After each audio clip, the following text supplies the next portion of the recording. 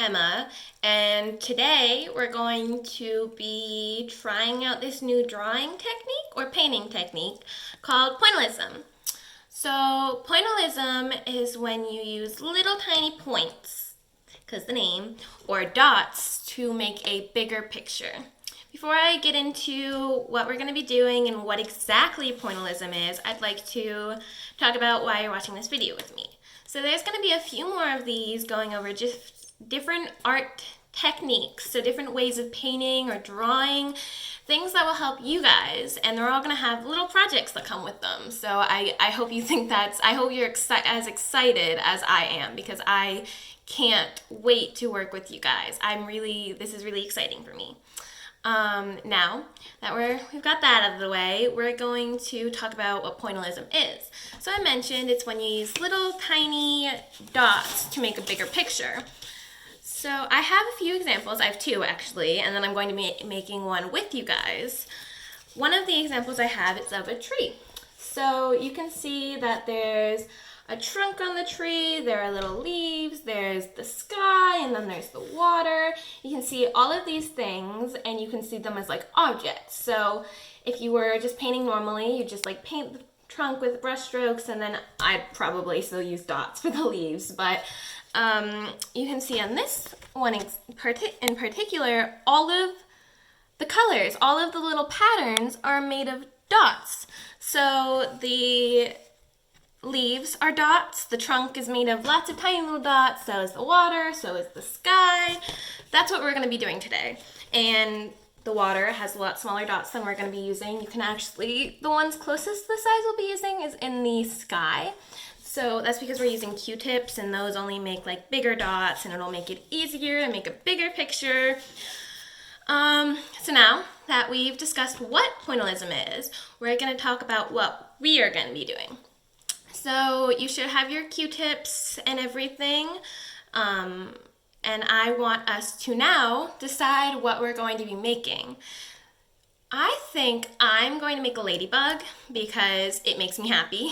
Ladybugs are cute and they make me happy, and you can make a ladybug too if you want to, but you don't have to. You can make a dinosaur or a dragon or a unicorn or a cupcake, whatever you want to make. Whatever makes you happy. That's what we're going to make today, because I really want you guys to just enjoy these projects as much as I am. Now that we've decided what we're going to make, if you need another second to decide, you can pause the video. That's fine. But once we've decided that, we're going to decide what colors we want to use. And for my ladybug, I think I'm going to use red and black, because if you've ever seen a ladybug, you know that those are the colors that are normally on the ladybug. But that you don't have to do that. You can of course do that. So you might want to make your dinosaur green, because that's what you normally see the dinosaur as. But you can also make it purple because you like purple dinosaurs. Or for my tree, I did make the trunk brown and the water blue, but you can see I made the leaves gold, because that's what I wanted to do. There's no reason, it's just what popped in my brain, it's what made me happy. And then for the bunny, which is my second example, I used blue. So here's my bunny. It's made of just lots of little blue dots of different colors, because my favorite color is blue, so that just seemed like a good idea. You can, again, you don't have to use gold or blue or red or black. You don't have to use the normal colors. Just do whatever makes you happy so we can have the most fun while learning.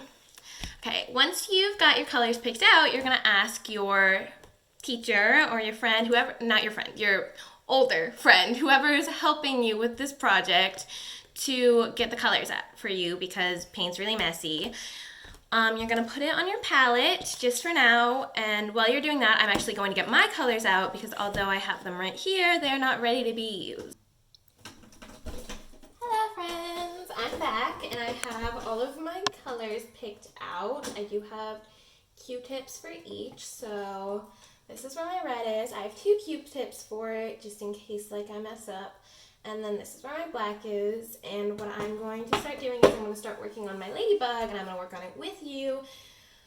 But I'm also going to be talking about pointillism and how it worked and what went on and who made it and all of these fun facts about it. And I really want you guys to follow along while we're painting, but I also want you guys to like listen and enjoy what we're talking about because they're really cool stories. They're really fun facts.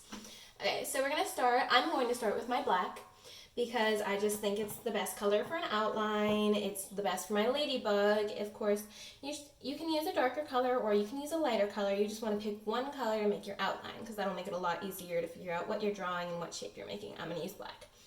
So we're going to dip it in and then we're going to make sure we don't have too much. So I'm actually going to dip it on a part that's not too painty. So I'm going to dip it into the paint and then I'm going to like just dab it here. So my dots are going to be more specific when I'm on paper.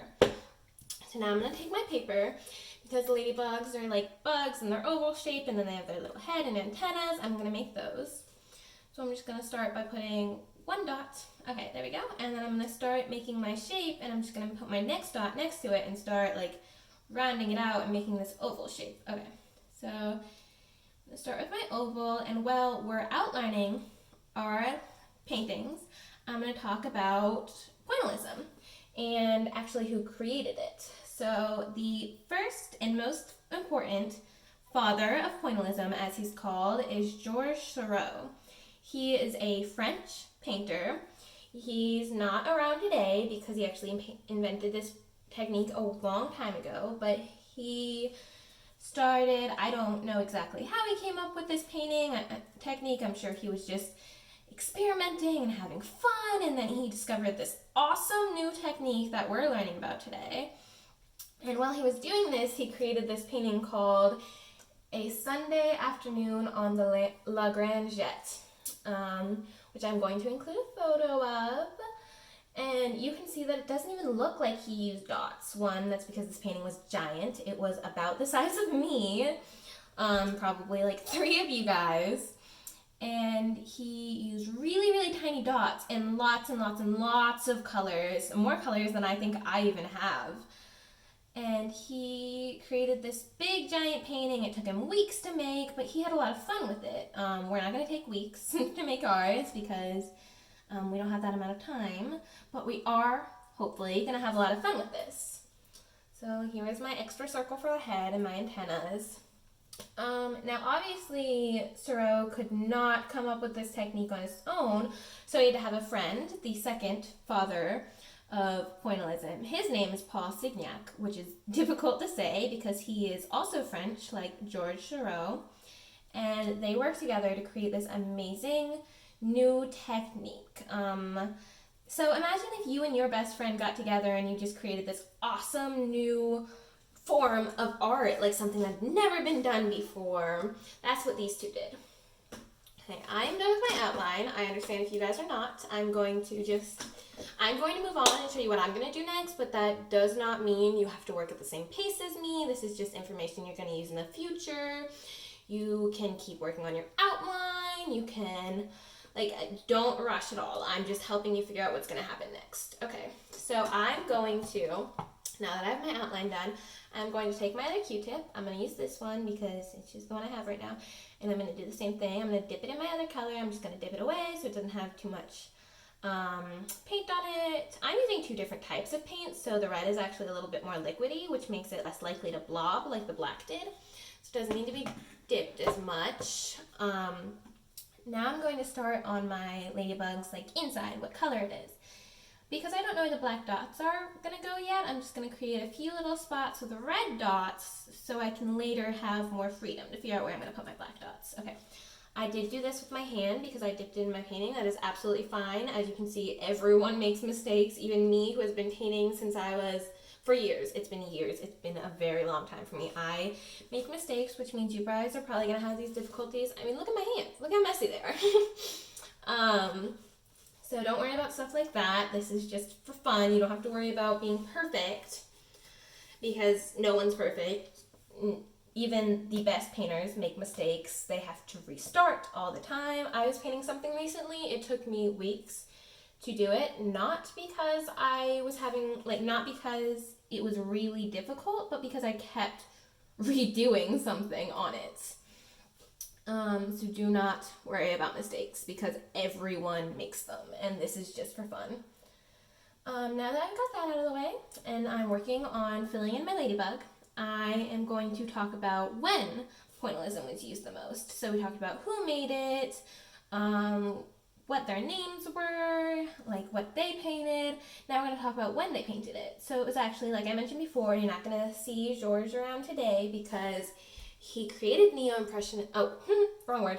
He created pointillism 130 years ago. It was used most from 1880, so 1880, so 1800s, to 1890. So around the end of the 1800s, but still in the 1800s. And it was actually during an artistic movement. I don't know if you guys know this, but there are art movements, which is when a certain type of painting is used a lot. So there's the Impressionist movement, where all of the painting was very similar, all of the music was very similar, just like time periods where like you could correlate different things. This is actually how historians like figure out when something was made because it usually corresponds with the movement. Pointillism was used during the, I don't know if my head is in the way of this painting, it was used during the Neo-Impressionism movement. And it was called Neo-Impressionism because the Impressionist movement had just ended. And neo means new. That's really funny. Neo, new, they sound really similar, so they're spelled really similar. So it was New Impressionism. Isn't that really funny? It's not very creative, but it's funny. It's fun to say too. Neo is a very fun word to say. And it was a bigger movement, like pointillism was part of a bigger subcategory of art called divisionism, which is very similar to pointillism, but instead of using dots, they'd use like different shapes. It's just a broader category. So it doesn't have to be points or dots. It can be shapes, it can be dashes, as long as there's like, you're not using brush strokes. So you wouldn't be doing this, you'd be like dashes, shapes. Okay, now that I've got that out of the way, I'm going to switch my colors back to black so I can make the dot. So I'm going to switch my Q-tip again. Not right. I'm going to dip it in the paint, dot it away. Oh, it'll hang off. And then I'm going to make my black dot. So I'm just going to put them wherever feels right. I'm going to actually dab this again because that's not exactly a dot shape. Okay, there we go. And then there's another one. I think another one probably about here. There we go. Just like black dots wherever I feel like a ladybug would have them. There we go. There's another one and another one. I think I'm going to put one here. There we go. That's a ladybug. Now I'm going to finish with the red, and we're going to talk about some fun facts about pointillism, actually. So, I'd already mentioned when everything was done, the time periods. But a cool thing about pointillism is that an artist named Vincent van Gogh, he's very famous. You'll probably learn about him later in art class, but he created his own type of painting. Before that, however, he dabbled or experimented in pointillism. So although he created his own style of painting, he tried all these different things, and pointillism was one of that. So that's really cool. A really famous artist. He used pointillism too. Okay, now that we've learned about Van Gogh, although I guess you haven't really learned about him, you just know that he dabbled in it, we're going to talk about the other things we learned. So, do any of you remember who the founding fathers of pointillism were? We talked about them a little bit. They're the only guys we talked about. Hint, they're Frenchmen. So, there was Georges Seurat and Paul Signac. Two Frenchmen, two best friends who created pointillism and called the fathers of pointillism, like the founding fathers of America, except art.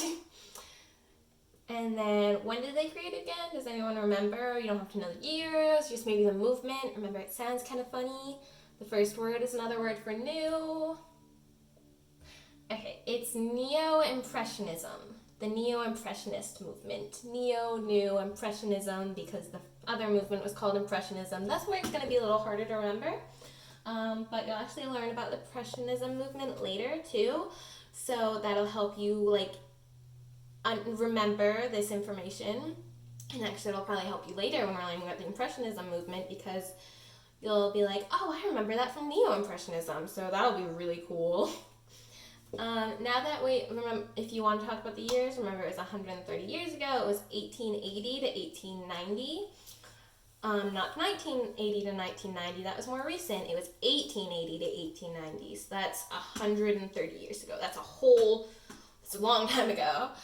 And now that we've got all of that out of the way, I'm gonna let you guys keep painting. If you're not done, which my ladybug did not take that much work, it was very small, so I completely understand if you're not, especially if you have more than 2 colors. You guys can keep painting, you can keep having fun. Remember, you want to create the outlines, the antennas, the outlines, all the colors in the background, and then you just want to fill it in however makes you happy. It does not have to be perfect. Like I said, you saw all my mistakes that I made. I made all of these. That's mistakes. The ladybug's a little longer than I would have liked. The antennas are a little uneven.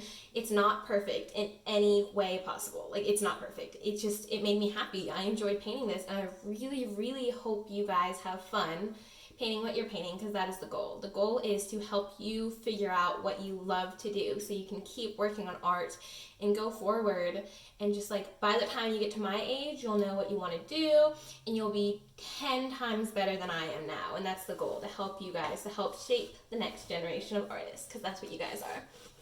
I loved working with you. I love making this video. I love making this ladybug. I can't wait to see what you guys do. Have a great day. Have fun painting. Bye, guys. Bye.